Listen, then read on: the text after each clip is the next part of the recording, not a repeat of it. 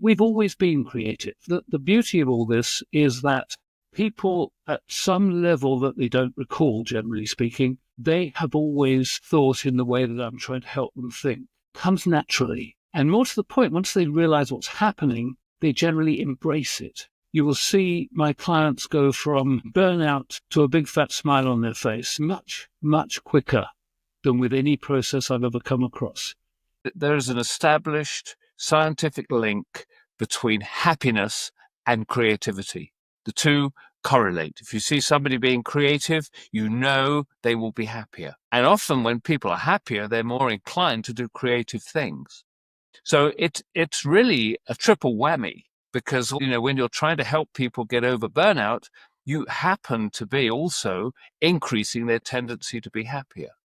When you're stuck in the middle of burnout, one of the things that really is a very negative phenomenon is that it looks like we haven't got options. Once again, it's black to the racehorse with the blinders.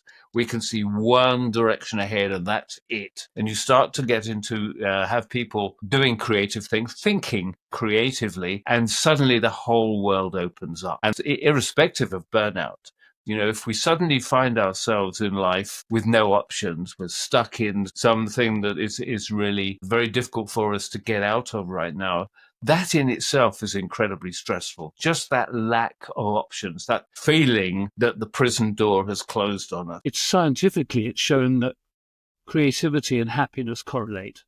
But the critical thing is that you're actually tapping down on a crucial innate drive that human beings have to think like that. And so you're just awakening what they already have. You're the catalyst. You're not actually creating something new in them. You're just the catalyst that awakens that drive. And it's incredibly rewarding. We were born with creativity because we weren't born with anything else. I mean, if you imagine that you've just come into this world and you're trying to make sense of the world around you, you've got no history, so you can't be deductive about it. You can't sort of think, okay, have I had this thought before, so this is what I do? No, because you haven't had the thought before.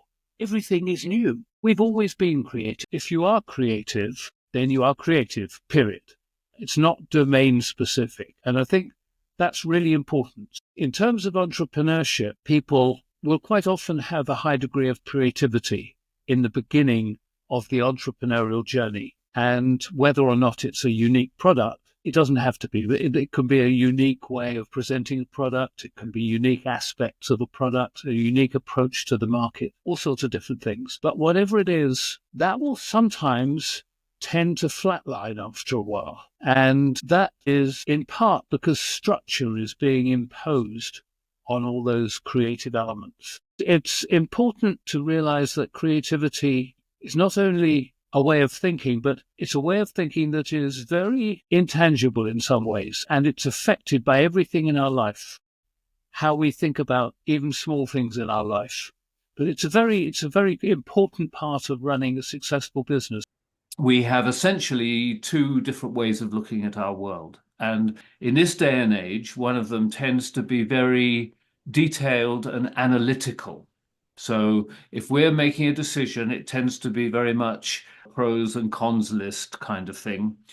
And also, just when we're watching television, we have people bombarding us with things that generally create fear and encourage us to buy insurance or whatever. Mm-hmm. But it's quite often a sort of, if this happens, then that can happen. So it's very much of a deductive, logical kind of deal.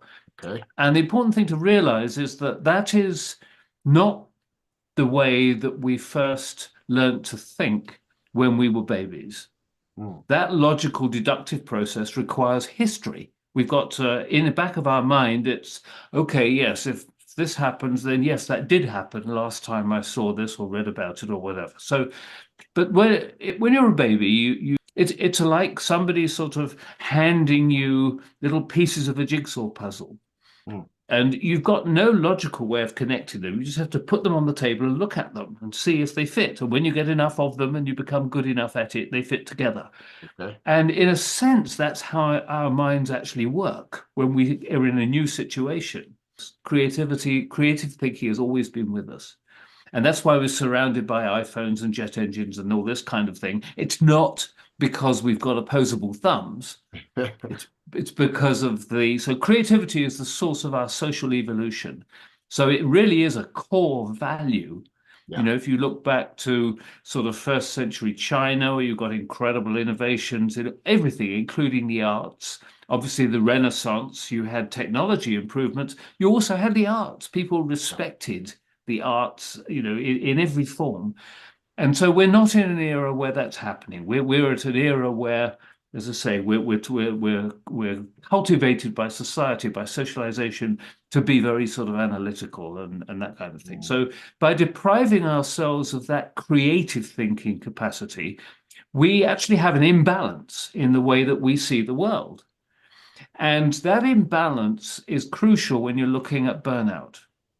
Okay. Because if you think about people who have burnout, if you have friends, acquaintances, people you've worked with that have burnout, one of the things that happens is they're like a racehorse that's had blinders put on, Yeah. and suddenly their view of the world is restricted.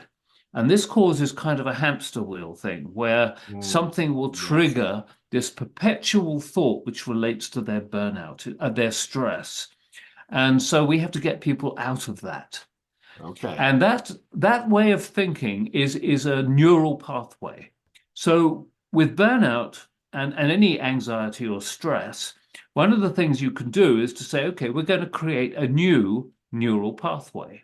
There's no point in trying to get people out of the old one. The guardrails are too high. So Okay.